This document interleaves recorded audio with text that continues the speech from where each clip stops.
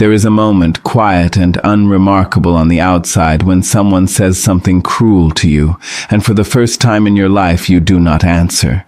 You do not raise your voice. You do not defend yourself. You simply look at them, and something inside you that used to flinch does not flinch anymore. That moment is not weakness. That moment is the birth of a power most people never live long enough to discover, because they spend their whole lives fighting fire with fire, mistaking noise for strength, mistaking reaction for respect. But you were not made to burn yourself down proving a point to someone who was never going to understand you anyway. You were made for something quieter and something far more dangerous to the people who have tried to shrink you. Somewhere along the way you learned that silence looks like defeat. You learned that walking away looks like losing. Someone taught you, without ever saying the words out loud, that if you did not shout back, you did not matter, that if you let an insult pass without a rebuttal, you had somehow agreed with it. And so you spent years exhausting yourself in arguments you never needed to have, defending a version of yourself that never needed defending, bleeding energy into people who were never going to change, no matter how brilliant your comeback was. Tonight, I want to offer you a different truth, one that is older than any of us, one that the wisest among us have always known, even when the world told them otherwise. You do not win against toxic people by fighting them. You win by becoming someone their chaos can no longer reach. Think for a moment about the people who have hurt you the most, not with fists, but with words, with silence, with manipulation dressed up as concern, with cruelty disguised as honesty. Think about how badly you wanted them to see what they were doing, how desperately you wanted them to feel even a fraction of the pain they caused you. That desire is human. It is not shameful, but it is also a trap. Because the moment you make your peace depend on their apology, you have handed them the one thing they never deserved, which is control over your healing.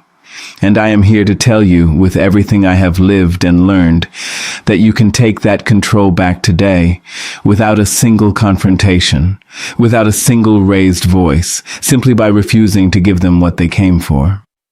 Toxic people feed on reaction. It is the currency they trade in. They provoke you not because they want a conversation, but because they want evidence. Evidence that they still have power over your emotions.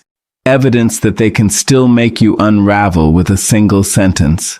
Every time you scream back, you hand them proof of their own importance in your life. Every time you explain yourself to someone determined to misunderstand you, you confirm that their opinion still holds weight over your peace. This is the hardest lesson of all, harder than any heartbreak, harder than any betrayal. Your silence is not surrender. Your calm is not weakness. Your refusal to engage is the most devastating response you could ever give someone who built their entire identity around getting a rise out of you. There will be nights when this feels impossible, when the words someone said to you replay over and over in your mind long after they have gone to sleep peacefully, unaware of the storm they left behind in you. You will want to call them. You will want to send the message that finally puts them in their place. You will want, more than almost anything, for them to understand exactly how much damage they caused. But understand this, because it will save you years of unnecessary suffering. Some people are not capable of remorse, not because they are incapable of understanding pain, but because acknowledging your pain would require them to acknowledge their own brokenness. And that is a mirror they will spend their entire lives refusing to look into. You cannot argue someone into having a conscience they have chosen not to use. So what do you do instead? You do the hardest and most powerful thing a human being can do in the face of provocation. You become still, not cold, not cruel, not performative, but genuinely, deeply still, the way the ocean is still 10 feet beneath the storm. You let their words land somewhere that no longer belongs to them. You stop offering explanations to people who never wanted understanding, only ammunition. You stop trying to make peace with those who mistake your peace for a threat. This stillness is not something you fake for an audience. It is something you build slowly, deliberately, the same way a person builds muscle, through repetition, through discomfort, through choosing the harder response over and over until it becomes who you are, rather than something you have to force yourself to do. I want you to understand something about power that most people never learn until they are much older, if they learn it at all. Real power has never been loud. Real power does not need an audience. Real power does not need to announce itself, because it is too busy being effective to worry about being witnessed. The people who have hurt you most were loud because they were empty. Their volume was a mask for their emptiness, and every time they provoked a reaction from you, it filled that emptiness for a moment, gave them a temporary sense of significance they could not manufacture on their own. When you stop reacting, you are not letting them win. You are starving the very thing that made them dangerous in the first place. You are taking away their oxygen without ever raising a hand, without ever raising your voice, without ever lowering yourself to the place they wanted to drag you into. This does not mean you become passive. It does not mean you allow yourself to be walked over, disrespected, or diminished. There is a profound difference between silence that comes from fear and silence that comes from strength, and the difference is visible in everything else about how you carry yourself.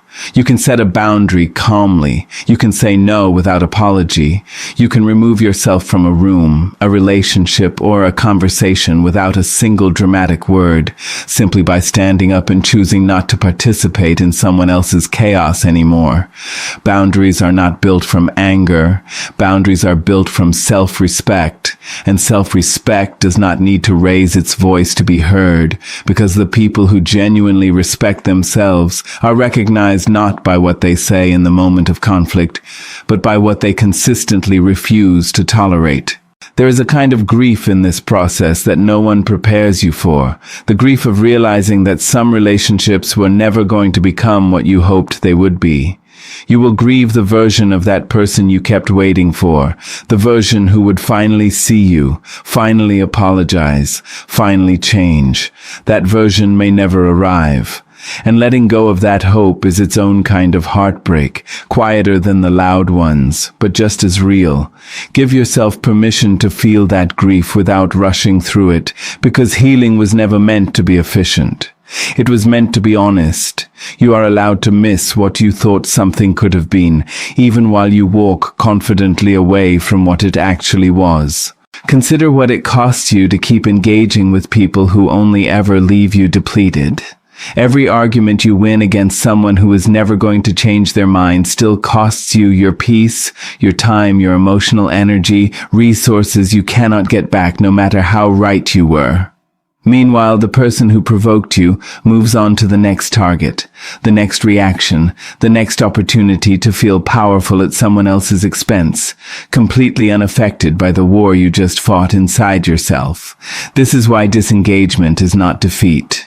It is triage. It is choosing to spend your limited emotional resources on the people and pursuits actually worthy of them, instead of pouring them endlessly into a bottomless need that was never yours to fill. I have watched people spend years of their lives trying to prove their worth to someone who had already decided long before they met them that they would never be enough. No amount of achievement satisfied that person. No amount of loyalty earned their kindness. No amount of self-sacrifice bought their approval. And I want to say this as clearly and as gently as I can, because someone needs to hear it tonight. You were never the problem. Some people are simply incapable of appreciating what stands in front of them. Not because you lack value, but because their capacity for gratitude was broken long before you ever entered their life. And it is not your responsibility to repair what generations of pain built inside them. The most liberating realization you will ever have is this one. You do not need closure from people who never gave you honesty while they had you. You do not need their apology to move forward. You do not need them to admit what they did in order for what they did to stop hurting you. Closure is not something someone else hands you at the end of a difficult conversation. Closure is something you build for yourself, brick by brick, decision by decision, every single time you choose peace over the temporary satisfaction of being right. It is slower than the version of closure the movies promised you, but it is far more permanent, because it does not depend on the cooperation of someone who was never trustworthy in the first place. Discipline is the invisible foundation beneath every calm response you will ever give a toxic person. It is not natural to stay silent when you are provoked. It is not instinctive to walk away when every part of you wants to defend yourself. This kind of composure is trained, forged in private moments no one applauds. Moments where you bite back a reply, put the phone down, take a breath, and choose the version of yourself you actually want to become, instead of the version that momentary anger is begging you to become. Every single time you choose that harder path, you are building a version of yourself that cannot be provoked into becoming smaller than who you truly are, and that version of you is worth more than any argument you could ever win.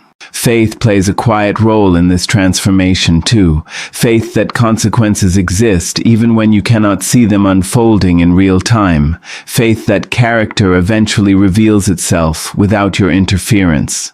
Faith that the peace you are protecting today will compound into something unshakable tomorrow. You do not need to punish the people who hurt you. Life has its own accounting system, slower than you would like, less visible than you would prefer, but relentlessly fair over enough time. Your job was never to be the instrument of that justice. Your job is simply to remove yourself from the equation and let your own life become so full, so peaceful, and so undeniably good that their absence becomes irrelevant to your happiness. You will meet people along this path who mistake your calm for coldness, who cannot understand why you no longer explain yourself the way you used to, who whisper that you have changed, as though changing were something to apologize for. Let them whisper. The people who genuinely know your heart will recognize growth when they see it, and the people who only knew you as someone easy to provoke were never truly invested in your well-being to begin with, only in the reactions they could extract from you. Growth always costs you an audience, and that is not a tragedy. That is proof you are finally becoming someone your old patterns can no longer keep up with. There will come a day, and I promise you this day is closer than it feels right now, when someone tries the same manipulation that used to destroy your entire week, and you will feel nothing but a quiet, almost surprising sense of distance, as though watching a storm through a window instead of standing outside in it. That is not numbness. That is mastery. That is the version of you who spent months, maybe years, refusing to react, refusing to explain, refusing to shrink, finally arriving fully formed, unshakable, calm in a way that used to feel impossible. Every difficult moment you endured without losing yourself was building toward this exact feeling, and it was worth every uncomfortable second it took to get here. Protecting your peace is not selfish. No one tells you that enough, so let me be the one to say it tonight. You are allowed to choose yourself over people who have shown you repeatedly who they are.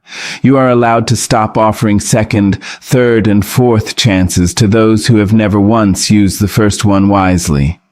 You are allowed to walk away from blood relatives, old friends, and people you once loved deeply, if staying near them requires you to abandon your own peace of mind. This is not cruelty. This is the same self-preservation instinct every living thing on this earth was born with, and somewhere along the way, we convinced ourselves that applying it to people was somehow wrong. It is not wrong. It is necessary. I want to leave you with this because it is the truth beneath everything I have said tonight. Winning against a toxic person was never about defeating them in an argument, exposing them to others, or making them feel the pain they caused you. Winning looks like waking up one morning and realizing you have not thought about them in weeks, not because you are suppressing the memory, but because your life has become genuinely, fully your own again. Winning looks like laughing without checking to see if it is allowed. Winning looks like making decisions without wondering how they will react.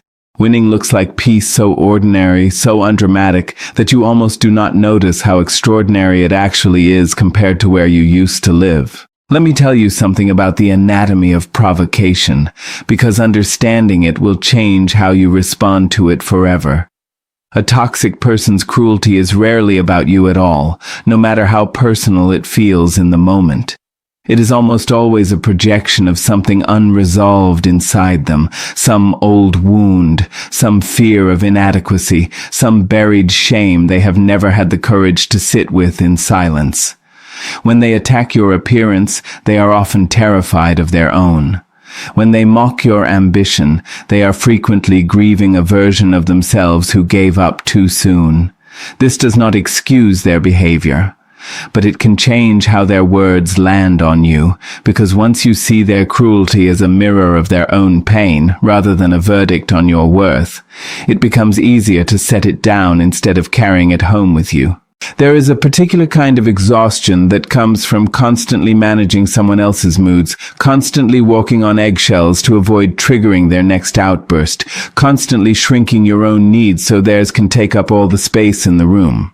If you recognize that exhaustion, I want you to know it has a name, and it is not weakness, it is the natural cost of trying to keep peace with someone who was never actually interested in peace, only in control disguised as harmony.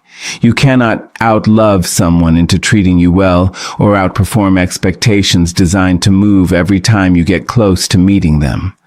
At some point, the healthiest decision you will make is to stop auditioning for the affection of people who already decided you do not deserve the part. Consider the quiet dignity of someone who no longer needs to be understood by everyone in the room. This is not arrogance. This is the natural result of finally believing your own account of yourself, instead of outsourcing that belief to people who benefit from keeping you uncertain. When you stop needing every person to see your side of the story, something remarkable happens inside you, a kind of settledness that used to feel unreachable. You realize you do not need a courtroom to prove your innocence to people who already appointed themselves judge, jury, and executioner long before you ever said a word in your own defense. Some people will never change their opinion of you, no matter what evidence you present, because their opinion was never built on evidence in the first place.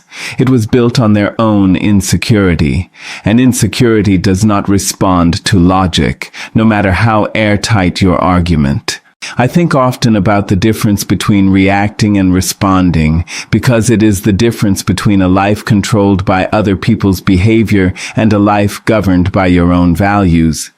Reacting is instant, instinctive, and almost always regrettable, because it hands the steering wheel of your emotions to whoever is standing closest to you with the sharpest words. Responding is deliberate. It is slower. It requires you to feel the sting of an insult and choose, in that very moment, not to let the sting dictate your next move. This gap between stimulus and response, small as it seems, is where your entire character lives. Anyone can be provoked. Very few people can be provoked and still choose grace, still choose silence, still choose the version of themselves they actually respect, when the cameras of accountability are nowhere in sight. Do not mistake this journey for something that happens overnight, because it does not, and anyone who tells you otherwise is selling you a fantasy instead of a truth.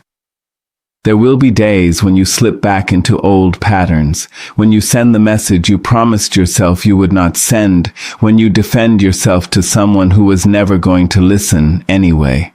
This does not erase your progress. It does not mean you have failed. Growth has never been a straight line for anyone who has ever actually grown, and the people who eventually master this kind of composure are not the ones who never stumbled, but the ones who kept returning to the discipline even after they fell short of it. Forgive yourself for the nights you were not as strong as you wanted to be, and return to the practice the very next morning, because consistency over time will always outperform perfection you can never sustain. Watch how differently the world responds to a person who has stopped begging to be understood. There is a magnetism in that kind of self-possession, a quiet authority that draws in the people who were always meant to be in your life, while gently repelling those who only thrived in your chaos. This is not something you have to manufacture or perform for an audience. It happens naturally, almost as a side effect, once you stop spending your energy trying to win over people who were never going to be won. The relationships that remain after you make this shift will feel different, lighter, more honest, built on mutual respect instead of one-sided sacrifice, and you will wonder, sometimes with a strange kind of grief, why you spent so long fighting for the ones that never deserved the effort. You were never meant to spend your life proving your worth to people determined not to see it. You were meant for something quieter and far more powerful, a life built on self-respect instead of self-defense, on boundaries instead of battles, on peace instead of proof. The next time someone tries to pull you into their chaos, remember that your silence is not surrender, your calm is not weakness, and your refusal to engage is the loudest statement you will ever make. Walk away with your head high, your heart intact, and your peace fully your own, because that is how you win, not by fighting, but by finally, quietly, refusing to be shaken again. If these words found you at the right moment tonight, stay a little longer, subscribe, and let this be the beginning of the version of you that nothing and no one can provoke into shrinking ever again.